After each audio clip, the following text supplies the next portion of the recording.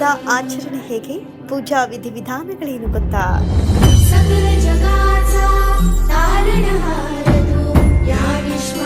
ಗಣೇಶ ಪಾರ್ವತಿ ಗೌರಿಯ ಪುತ್ರ.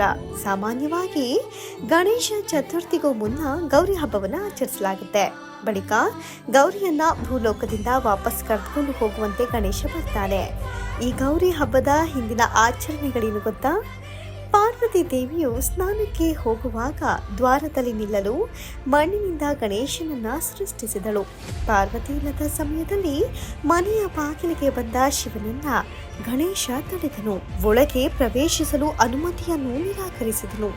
ಪರಿಪರಿಯಾಗಿ ಕೇಳಿದ್ರೂ ಅನುಮತಿ ನೀಡದೆ ಇರುವುದಕ್ಕೆ ಕೋಪಗೊಂಡ ಶಿವನು ಗಣೇಶನ ರುಂಡವನ್ನ ಕತ್ತರಿಸಿದನು. ಆ ಹೊತ್ತಿಗೆ ಬಂದ ಪಾರ್ವತಿಯು ಸನ್ನಿವೇಶಗಳನ್ನ ನೋಡಿ ದುಃಖಿತಳಾದಳು. ಜೊತೆಗೆ ಶಿವನಿಗೆ ಪುನಃ ತನ್ನ ಮಗನಿಗೆ ಜೀವ ಹಿಂದಿರುಗಿಸುವಂತೆ ಹೇಳಿದಳು. ಆಗ ಉತ್ತರ ದಿಕ್ಕಿಗೆ ಮಲಗಿರುವ ವ್ಯಕ್ತಿಯ ರುಂಡವನ್ನ ತರಬೇಕು ಅಂತ ಹೇಳಿದನು. ಆಗ ಆನೆಯೊಂದು ಉತ್ತರ ದಿಕ್ಕಿಗೆ ತಲೆ ಇಟ್ಟು ಮಲಗಿತ್ತು. ಅದರ ರುಂಡವನ್ನ ಕತ್ತರಿಸಿ ತಂದು ಗಣೇಶನಿಗೆ ಹಾಕಿದ್ರು. ಅಂದಿನಿಂದ ಗಣೇಶನು ಗಜಮುಖನಾದನು. ಅಂತೆಯೇ ಅವನಿಗಾಗಿ ಭೂಲೋಕದಲ್ಲಿ ಗಣೇಶ ಚತುರ್ಥಿ ಆಚರಣೆಯು ಬಂದಿತು. ಶಿವ ಪಾರ್ವತಿಗೆ ಪ್ರೀತಿಯ ಪುತ್ರನಾದನು. ಭಕ್ತಾದಿಗಳಿಗೆ ಇಷ್ಟ ದೈವವಾದನು. ಬ್ರಹ್ಮಚಾರಿಯಾಗಿಯೇ ಉಳಿದ ಗಣೇಶನಿಗೆ ತಾಯಿ ಎಂದರೆ ಬಹು ಪ್ರೀತಿ. ಈ ಹಿನ್ನೆಲೆಯಲ್ಲಿಯೇ ಗಣೇಶ ಚತುರ್ಥಿಯ ಮುನ್ನಾ ದಿನವನ್ನ ಗೌರಿ ಚೌತಿ ಎಂದು ಆಚರಿಸಲಾಗುತ್ತೆ. ಗೌರಿ ಅಂದರೆ ಪಾರ್ವತಿ. ಮುತ್ತೈದೆಯಾದ ಗೌರಿ ಪೂಜೆಯನ್ನ ಅತ್ಯಂತ ಮಂಗಳ ಸ್ವರೂಪ ಅಂತಲೂ ಪರಿಗಣಿಸಲಾಗುವುದು. ಅಂದು ಗೌರಿ ಮೂರ್ತಿಯನ್ನ ಮನೆಗೆ ತಂದು ಹಬ್ಬದ ಆರಂಭವನ್ನ ಮಾಡ್ತಾರೆ. ಹೆಂಗಳೆಯರು ಸೌಮಾಂಗಲ್ಯ ಸ್ವರೂಪ ವಸ್ತುಗಳಿಂದ ದೇವಿಯನ್ನ ಅಲಂಕರಿಸಿ ಪೂಜೆ ಮಾಡುವರು. ಹಾಗಾದ್ರೆ ಈ ಪವಿತ್ರವಾದ ಗೌರಿ ಹಬ್ಬದ ವಿಧಿವಿಧಾನವನ್ನ ತಿಳಿಯೋಣ ಬನ್ನಿ. ಗೌರಿ ಪೂಜೆಯ ವಿಶೇಷತೆ. ಗಣೇಶ ಚತುರ್ಥಿ ಹಬ್ಬದ ಮುನ್ನಾ ದಿನವೇ ಗೌರಿ ಮೂರ್ತಿಯನ್ನ ತಂದು ಪೂಜೆಗೆ ಸಿದ್ಧ ಮಾಡಲಾಗುತ್ತೆ. ಇದಕ್ಕೆ ಪೌರಾಣಿಕ ಹಿನ್ನೆಲೆ ಅಂದ್ರೆ ಗಣೇಶನನ್ನ ಮನೆಗೆ ತಂದು ಪೂಜೆ ಮಾಡಿದಾಗ ಸಕಾರಾತ್ಮಕ ಶಕ್ತಿ ಹೆಚ್ಚಾಗುವುದು. ಅವುಗಳಿಂದ ಉಂಟಾಗುವ ಆವರ್ತನಗಳನ್ನ ತಾಯಿ ಗೌರಿ ಮಾತ್ರ ನಿಯಂತ್ರಿಸಲು ಸಾಧ್ಯ. ಹಾಗಾಗಿ ಗಣೇಶ ಚತುರ್ಥಿಯ ಮುನ್ನಾ ದಿನವೇ ಗೌರಿ ದೇವಿಯನ್ನ ತಂದು ಪೂಜೆ ಮಾಡಲಾಗುತ್ತೆ. ಗೌರಿ ದೇವಿಯು ಹೆಂಗಳಿಯರಿಗೆ ಮಂಗಳವನ್ನ ನೀಡುವಳು. ಜೊತೆಗೆ ಅವರ ಪತಿಯಂದರಿಗೆ ಯಶಸ್ಸನ್ನ ತಂದುಕೊಡುವಳು. ಮಂಗಳ ಗೌರಿ ಹಬ್ಬ ಭಾದ್ರಪದ ಮಾಸದ ತದಿಕೆಯ 13ನೇ ದಿನ ಗೌರಿಯನ್ನ ತಂದೆ ಮನೆಗೆ ಆಮಂತ್ರಿಸಿರುತ್ತಾನೆ. ಆಗ ಗಣೇಶನು ತಾಯಿಯನ್ನ ಕರೆದುಕೊಂಡು ಹೋಗಲು ಮರುದಿನ ಬರ್ತಾನೆ. ಆ ಸಂದರ್ಭದಲ್ಲಿ ಗೌರಿ ಹಾಗೂ ಗಣೇಶನ ಪೂಜೆ ನಡೆಯುವುದು ಎನ್ನುವ ಒಂದು ಕಥೆ ಇರೋದನ್ನ ನಾವು ತಿಳಿಯಬಹುದು. ಮಂಗಳ ಗೌರಿ ಹಬ್ಬದ ದಿನ ಮುಂಜಾನೆ ಬೇಗನೆ ಎದ್ದು ಸ್ನಾನ ಮಾಡಿ ಮಡಿ ಬಟ್ಟೆಯನ್ನುಟ್ಟು ಅಥವಾ ಹೊಸ ಬಟ್ಟೆಯನ್ನ ತೊಟ್ಟು ದೇವಿಯನ್ನ ಮನೆಯೊಳಗೆ ತರ್ತಾರೆ. ಮನೆಯ ಮುಂದೆ ವಿವಿಧ ಬಣ್ಣಗಳಿಂದ ಕೂಡಿರುವ ರಂಗೋಲಿ ಹಾಕುವುದು. ಗೌರಿಯನ್ನ ತಂದು ಇರುವ ಜಾಗದಲ್ಲಿ ಬಾಳೆ ಗಿಡಗಳ ಸ್ತಂಭ, ಮಾವಿನೆಲೆಯ ತೋರಣ, ಹೂವು, ಹಣ್ಣುಗಳು ಹಾಗೂ ವಿವಿಧ ತಿಂಡಿ ತಿನಿಸುಗಳನ್ನು ಇಡ್ತಾರೆ.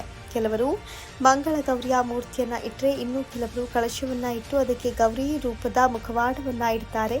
ವ್ರತದ ಪ್ರಕಾರ ಶುಚಿ ಮತ್ತು ಶ್ರದ್ಧೆಯಿಂದ ಪೂಜೆಯನ್ನ ನೆರವೇರಿಸಲಾಗುತ್ತೆ. ಗೌರಿಗೆ ಅಲಂಕಾರ. ಮಂಗಳ ಗೌರಿಗೆ ಹೊಸ ಸೀರೆ ಅಥವಾ ಬಟ್ಟೆಯಿಂದ ಸಿಂಗರಿಸಿ ಕೈಬಳೆ, ಬಂಗಾರದ ಸರಗಳನ್ನು ತೊಡಿಸುತ್ತಾರೆ.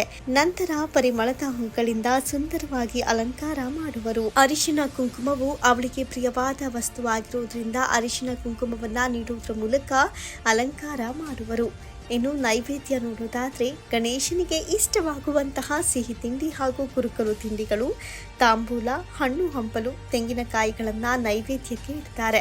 ದಕ್ಷಿಣ ಭಾರತದಲ್ಲಿ ಹೋಳಿಗೆ, ಒಬ್ಬಟ್ಟು, ಪಾಯಸ, ಹುಗ್ಗಿ, ಚಿತ್ರಾನ್ನ, ಬಜ್ಜಿ, ಕೋಸಂಬರಿಯನ್ನ ಸಿದ್ಧಪಡಿಸಿ ದೇವರಿಗೆ ಅರ್ಪಿಸಲಾಗುತ್ತೆ.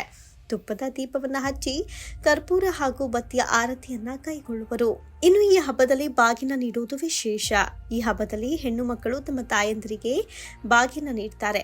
ತಾಯಿ ಇಲ್ಲದವರು ಅತ್ತಿಗೆ, ಅಕ್ಕ, ಅತ್ತೆ ಹಾಗೂ ಹಿರಿಯ ಮಹಿಳೆಯರಿಗೆ ನೀಡುವುದು ಸಂಪ್ರದಾಯ. ಅಂದು 5 ಬಾಗಿನವನ್ನು ನೀಡಬೇಕು.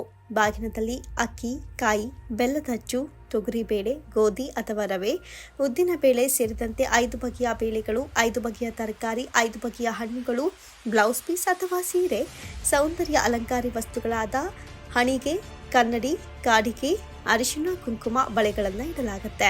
ಮನೆಗೆ ಮುತ್ತೈದೆಯರನ್ನ ಕರೆದು ಅರಿಶಿನ ಕುಂಕುಮ, ಹೂವು, ಹಣ್ಣು ಮತ್ತು ಕಾಯಿಯನ್ನು ನೀಡಲಾಗುವುದು. ಮಂಗಳ ದ್ರವ್ಯದ ಭಾಗವಾಗಿ ಹಣವನ್ನ ಕೂಡ ಕೆಲವರು ಕಳಿಸ್ತಾರೆ. ವಿಸರ್ಜನೆ. ಗಣೇಶನ ವಿಸರ್ಜನೆಯ ಸಂದರ್ಭದಲ್ಲಿಯೇ ಗೌರಿಯನ್ನು ಸಹ ವಿಸರ್ಜಿಸಲಾಗುತ್ತೆ. ವಿಸರ್ಜನೆಗೂ ಮುನ್ನ ಹಾಲು ಅನ್ನವನ್ನು ನೈವೇದ್ಯಕ್ಕೆ ಇಡಲಾಗುತ್ತೆ. ವಿಭಿನ್ನ ಸ್ಥಳಗಳಲ್ಲಿ ಗೌರಿ ಪೂಜೆಯು ಭಿನ್ನತೆಯಿಂದ ಕೂಡಿರುತ್ತೆ. ಆದರೆ ಗೌರಿ ಪೂಜೆಯನ್ನು ಮಾಡೋದು ಸಾಂಪ್ರದಾಯಿಕವಾಗಿ ಅನುಸರಿಸಲಾಗುತ್ತೆ.